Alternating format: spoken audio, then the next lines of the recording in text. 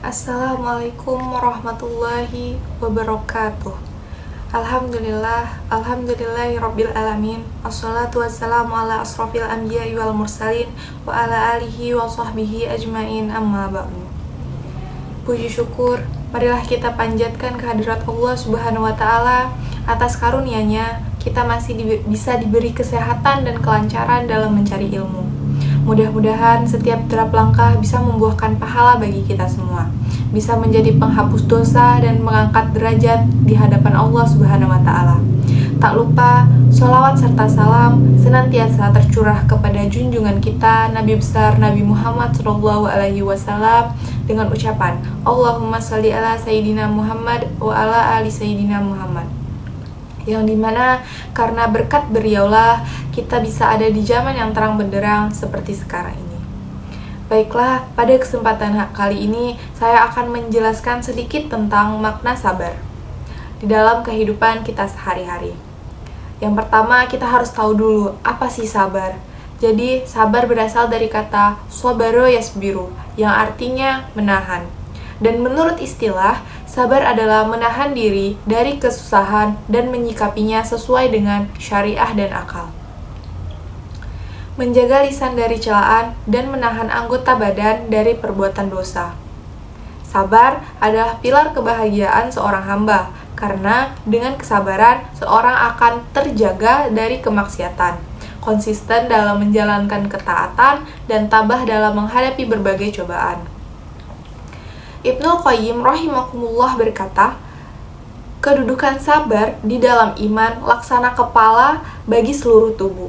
Apabila kepala sudah terpotong, maka tidak ada lagi kehidupan di dalam tubuh.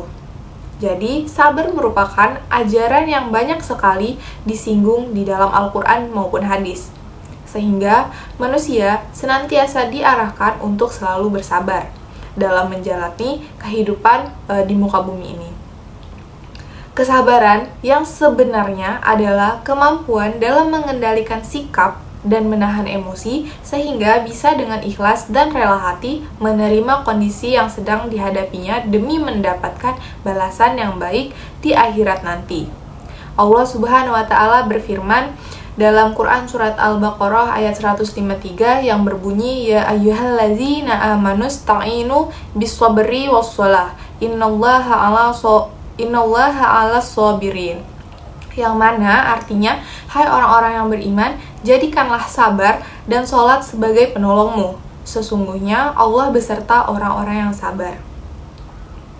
Nah, di dalam ayat tersebut, Allah menjelaskan kepada orang-orang yang beriman bahwa Allah akan selalu beserta mereka yang menjadikan sabar dan sholat sebagai penolong.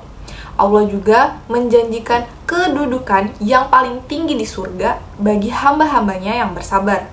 Seperti firman Allah dalam Quran surat Al-Furqan ayat 75. Yang mana artinya mereka itulah orang yang dibalasi dengan martabat yang tinggi dalam surga karena kesabaran mereka, dan mereka disambut dengan penghormatan dan ucapan selamat di dalamnya. Jadi, kita harus selalu diberi nasihat berulang-ulang agar membekas di dalam kalbu. Apabila nasihat tentang kesabaran tentu akan sangat diperlukan untuk menguatkan jiwa agar tetap teguh, kokoh, dan semangat. Karena kesabaran inilah seorang akan mampu menyikapi kegelapan hidup di dunia. Rasulullah Shallallahu Alaihi Wasallam mengatakan, dan kesabaran merupakan cahaya yang terang. Hadis riwayat Muslim. Jadikan sifat sabar sebagai identitas keimanan dan keislamanmu, di mana kesabaran merupakan salah satu sifat sekaligus ciri orang mukmin yang dicintai Allah. Ajaklah kalbumu untuk meneguhkan keimanan bahwa kesabaran adalah harga mati kekuatan iman di dalam dirimu. Lalu Rasulullah Shallallahu Alaihi Wasallam juga bersabda, sungguh menakjubkan perkara orang yang beriman, karena segala perkaranya adalah baik. Jika ia mendapatkan kenikmatan, ia akan bersyukur karena ia mengatakan bahwa hal tersebut adalah memang baik baginya. Dan jika ia tertimpa musibah atau kesulitan, ia bersabar karena ia mengetahui bahwa hal tersebut adalah baik baginya. Hadis riwayat Muslim. Allah juga berfirman Wallahu yuhibbus sabirin, yang mana artinya dan Allah mencintai orang-orang yang sabar. Nah, di sini sabar terbagi menjadi beberapa bagian. Syekh Muhammad bin Salih Al-Utsaimin rahimahumullah berkata, sabar itu terbagi menjadi 3 macam. Apa aja sih macam-macam sabar? Yang pertama, yaitu sabar dalam menjalankan ketaatan kepada Allah. Yang kedua, sabar untuk tidak melakukan hal-hal yang diharamkan oleh Allah. Yang ketiga, sabar dalam menghadapi takdir-takdir Allah yang dialaminya, berupa berbagai hal yang menyakitkan dan gangguan yang timbul dari luar kekuasaan manusia maupun yang berasal dari orang lain. Namun, di antara tiga macam kesabaran itu ada macam-macam sabar lainnya.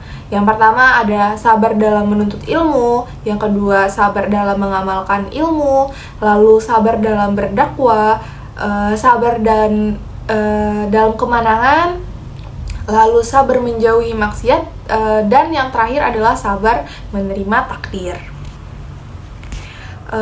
Baik, mungkin hanya itu yang dapat saya sampaikan. Semoga apa yang saya sampaikan tadi dapat bermanfaat, khususnya bagi saya sendiri dan umumnya bagi para pendengar semuanya. Kurang lebih saya mohon maaf bila ada kata yang salah terucap. Kesempurnaan hanya milik Allah dan kesalahan datangnya dari saya sendiri. Saya akhiri, wabillahi taufik wal hidayah. Wassalamualaikum warahmatullahi wabarakatuh.